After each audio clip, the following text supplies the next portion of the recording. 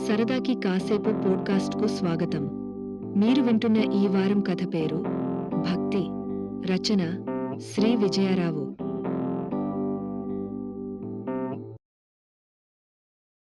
Calling bell మ్రోగింది. Hall సోఫాలో కూర్చుని మొబైల్ చూసుకుంటున్న నేను తలుపు తీయడానికి వెంటనే లేచాను. వంట గదిలో చేస్తున్న పనిని ఆపి గబగబా తలుపు తీయడానికి వెళుతున్న శ్రీమతిని చూడగానే మళ్లీ సోఫాలో కూలబడ్డాను. ఇందులో తిరుపతి, అన్నవరం ప్రసాదాలు ఉన్నాయి వదినా. ఆప్యాయంగా ఒక సంచిని నా శ్రీమతికి అందించింది ఎదురింటావిడ. తిరుపతిలో దేవుని దర్శనానికి ఎంత సమయం పట్టిందేమిటి? యథాలాపంగా అడిగింది శ్రీమతి. శ్రీవాణి ట్రస్ట్ దర్శనం టిక్కెట్లు తీసుకోవడం వలన తిరుమలలో దైవ దర్శనం త్వరగానే జరిగింది.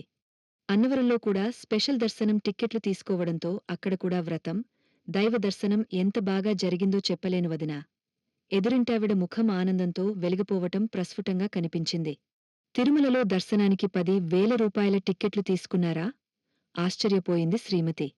అవునొదినా. ఆయనకు, పిల్లలకు ఎక్కువసేపు క్యూలో నిలుచునే ఓపికలు లేకపోవడం వలన ఆ టిక్కెట్లు తీసుకోవలసి వచ్చింది. ఇంకా మిగతా వాళ్లకు కూడా ప్రసాదాలు పంచాలి. వస్తానుదినా. ఆనందంగా వెళ్ళిపోయింది ఎదురింటావిడ. ఈ లెక్కన వీళ్లకు బాగానే ఖర్చయి ఉంటుంది. మనసులో ఏవేవో లెక్కలు వేసుకుంటూ ప్రసాదాలు నా చేతికి అందించింది శ్రీమతి. అవును, ఈ మధ్య భక్తి కూడా చాలా ఖరీదు అయ్యిపోయింది. కళ్లకు అద్దుకుంటూ ప్రసాదాలు నోట్లో వేసుకున్నాను. అందరూ మనలాగా ధర్మదర్శనం క్యూలో 18 గంటలపాటు వేచి ఉండరు మరి. 3 దశాబ్దాల క్రితం పెళ్లైన కొత్తలో తిరుపతి వెంకటేశ్వర స్వామిని దర్శనం చేసుకున్న సంగతిని గుర్తుకు తెచ్చుకుని దెప్పి పొడిచింది శ్రీమతి. నిజమేనోయ్. ఇంకొకరిలాగా మనమెలా ఉండగలం చెప్పు? ఎవరి పద్ధతులు వారివి. త్వరలోనే నేను సీనియర్ సిటిజన్ కాబోతున్నాను కాబట్టి ఆ సీనియర్ సిటిజన్ కోటాలో వెంకటేశ్వర స్వామిని ఈసారి సులభంగానే దర్శనం చేసుకుందాములే. శ్రీమతికి ఆశ కల్పించాను. ఎప్పటికప్పుడు ఇలాగే ఏదో ఒకటి చెప్పి నన్ను మభ్యపెడుతూ ఉండండి. పండుగలకు, పబ్బాలకు గుళ్లకు వెళ్దామంటే గుళ్ళు రద్దీగా ఉంటాయని, ఆ రద్దీలో ప్రశాంతత దొరకదని క్లాస్ తీసుకుంటారు. పోనీ ఇంట్లోనే వ్రతాలు చేసుకుందామని అంటే అంతసేపు కూర్చోడానికి నడుము సహకరించదని మొండికేస్తారు. నలుగురిని పిలుచుకుని అందరు వ్రతాలను గొప్పగా చేసుకుంటుంటే నేను మాత్రం నాలుగిళ్లకు ముత్తైదువలాగా తిరుగుతూ జీవితాంతం వాయనాలను తీసుకుంటూ ఉంటాను. కనీసం 4 పుణ్యక్షేత్రాలు అలా తిరిగవద్దాము. సెలవు పెట్టండి అంటే ఆఫీసులో ఇన్స్పెక్షన్ జరుగుతుంది. లోన్స్ రికవరీలో వెనుకబడి ఉన్నాము. ఇన్సూరెన్స్ పాలసీల అమ్మకంలో ఇంకా టార్గెట్ చేరుకోలేదు. సంవత్సరాంతం లెక్కలు చూసుకునే సమయమిది అని ఏదో ఒక వంక చెప్పి సెలవు దొరకదని తప్పించుకుంటూ ఉంటారు. మనసులోని బాధను వెళ్లగక్కింది శ్రీమతి. అలా బాధపడకోయ్. మనలను పోషిస్తున్న ఉద్యోగానికి పూర్తి న్యాయం చేయడం నా ప్రథమ కర్తవ్యం. దేవుడు విశ్వవ్యాప్తుడని, ఎక్కడ కొలిస్తే అక్కడే ఉంటాడని ఎంతమంది ఆధ్యాత్మిక గురువులు చెప్పలేదు? శుచిగా మనింటిలో దేవుని ముందు దీపం వెలిగించుకుని ప్రశాంతంగా దండం పెట్టుకుంటే మనశ్శాంతి, ఆనందం లభించదా? అయినా జనం ఎక్కువగా ఉన్న చోటికి వెళ్లాలంటే నాకు మనసొప్పదని నీకు తెలుసు కదా. ఇంట్లో వ్రతాలు చేసుకోలేకపోతున్నామని బాధపడొద్దు. అప్పుడప్పుడు మనము పాప హోంకి, ప్రేమ సమాజానికి, వృద్ధాశ్రమానికి కడుతున్న డబ్బుల వలన కూడా నీకు నోములు నోచుకున్నంత ఫలితం వస్తుందంటే నమ్ము.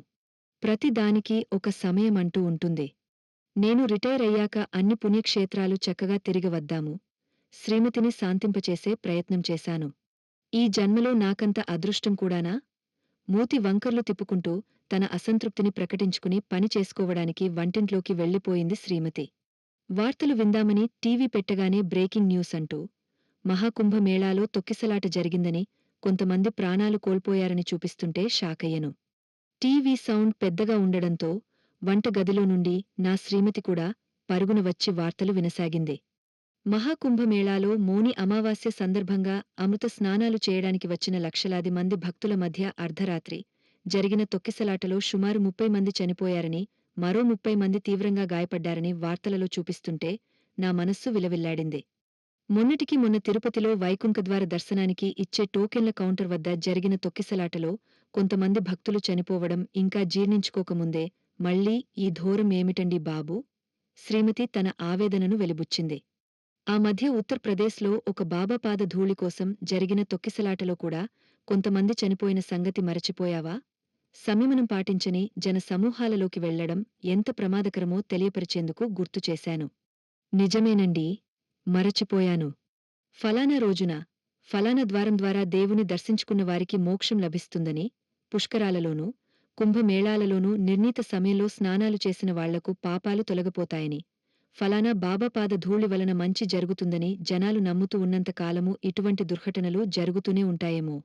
ఎన్నిసార్లు ఇలాంటి దుర్ఘటనలు జరిగినా జనంలో మార్పు రావకపోవడం నిజంగా శోచనీయం. అయినా ఇదేం భక్తి అండి బాబూ! మానవత్వం మరచిపోయి అమానుషంగా ఒకరినొకరు తోసుకుంటూ, కిందపడిన వాళ్లను కనీసం లేపే ప్రయత్నం కూడా చేయకుండా, తొక్కుకుంటూ మరీ ముందుకు వెళ్లడాన్ని భక్తి అని ఎవరనగలరు? ప్రజలు ఏ రోజైతే తమ నమ్మకాలను తర్కంతో జల్లెడపట్టే స్థాయికి ఎదుగుతారో ఆ రోజు దాకా వారిలో మార్పు రాదు. నిరాశతో చెప్పాను. టీవీలో మనసును గాయపరిచే దృశ్యాలను మసకమస్కగా చూపిస్తూ, ఆ దుర్ఘటనకు బాధ్యులు ఎవరనే విషయం మీద చర్చలు ప్రారంభించేరు. పుర్రెకో బుద్ధి, జిహ్వకో రుచి అన్నట్లు ఎవరి దృక్పథం ప్రకారం వారి అభిప్రాయాలను వాళ్లు తెలియపరుస్తున్నారు.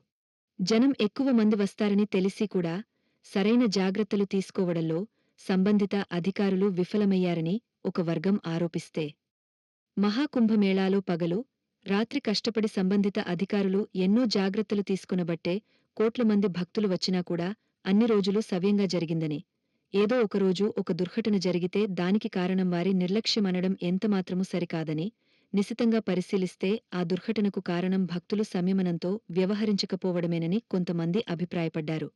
సంయమనం పాటించలేని జనసమూహాల మధ్యలోకి వెళుతున్నప్పుడు తమ వయస్సు, ఆరోగ్య పరిస్థితి, తీసుకోవలసిన జాగ్రత్తల గురించి ఎవరికి వారు ఆలోచించుకుని ఉంటే ఇంత ఘోరం జరిగి ఉండేది కాదేమోనని మరికొంతమంది అభిప్రాయపడ్డారు. టీవీ ఛానల్ మార్చి చూస్తుండగా ఒక దానిలో ప్రముఖ ఆధ్యాత్మికవేత్త ఆవేదనతో మాట్లాడుతుండడం కనిపించింది. నిజాన్ని నిక్కచ్చిగా చెప్పే ఆయనంటే చాలామందికి గౌరవము, భయము కూడాను. తప్పెవరిది అయినా పోయిన ప్రాణాలు తిరిగే రావన్నది సత్యం. పుష్కరాలలోనూ, కుంభమేళాలలోనూ స్నానాలు అందరూ ఒకే సమయానికి చేయవలసిన అవసరం ఎంతమాత్రం లేదని ఎంతమంది ఆధ్యాత్మిక ప్రవచకులు ఎన్నిసార్లు నొక్కి చెబుతున్నా భక్తులు వినకపోవడం దురదృష్టకరం. నిర్ణీత సమయాలలో దైవాన్ని దర్శించుకున్న వాళ్లు, కుంభమేళాలో స్నానాలు చేసిన వాళ్లు మాత్రమే లబ్ధి పొందుతారనడం ఎంతమాత్రం నిజం కాదు. బాబాలు, ఆధ్యాత్మిక గురువుల ప్రబోధాలు ధర్మబద్ధమైన జీవనానికి నిస్సందేహంగా తోడ్పడతాయి కాని వారి పాద ధూళి కోసం ప్రాకులాడడం అవివేకం.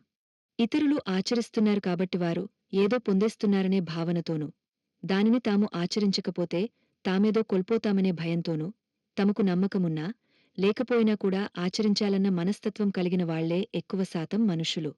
జనాల నమ్మకాలే కనుక నిజమైతే మరి కర్మ సిద్ధాంతం ప్రకారం ఎంతటి వారైనా వారు చేసిన కర్మల నుండి తప్పించుకోలేరన్న వాదన అబద్ధమవుతుందా?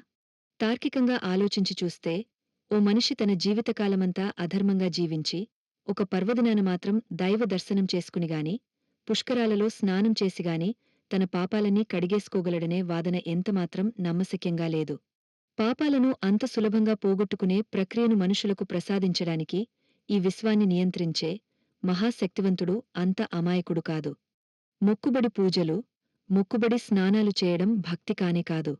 ఇతరుల పట్ల కనీస గౌరవ మర్యాదలు చూపాలన్న ఇంగిత జ్ఞానం లేని వాళ్లు ఎన్ని పూజలు, పునస్కారాలు చేసినా అవి నిష్ప్రయోజనమే. భక్తి అనేది మనుషులను ఒక అలౌకిక స్థితికి తీసుకుని వెళ్లే ప్రక్రియ. ఆ అలౌకిక స్థితిలో పొందే మనశ్శాంతి, ఆనందం మాటలలో వర్ణింప శక్యం కానిది. నిజమైన భక్తులు ప్రశాంతంగా ఉన్న చోటును చూసుకుని ధ్యానం చేసుకుంటారు. మానవ సేవే మాధవ సేవ అని ఎంతమంది ఆధ్యాత్మిక గురువులు పదే పదే చెబుతున్నా కూడా మనుషులు తోటివారి పట్ల నిర్దయగా ప్రవర్తిస్తూ ఉండడం చాలా బాధాకరం. ఎవరి ధర్మాన్ని వారు సక్రమంగా నిర్వర్తించడం కూడా భక్తిలో భాగంగానే పరిగణించవచ్చు. ఆవేదనతో ఆయన చెబుతుంటే నిజమే కదా అని అనిపించింది. ఓహో, ఈయన బోధనలను అనుసరించా మీరు మాకు పాణ్యాలు నేర్పుతున్నారు? నవ్వుతూ అంది శ్రీమతి. ఆయన చెబుతున్నవి నా మనస్సుకు ఆమోదయోగ్యంగా ఉండబట్టి నేను ఆచరించడమే కాక నా వాళ్లు అనుకున్న వాళ్లందరికీ కూడా చెబుతుంటాను అంటూ నేను నెమ్మదిగా నవ్వాను. ఇక ఈ శీర్షిక సమాప్తం. మీ అభిప్రాయం 889702777778కి తెలియజేయగలరు. తిరిగి ఇంకో కథతో కలుసుకుందాం. సెలవు.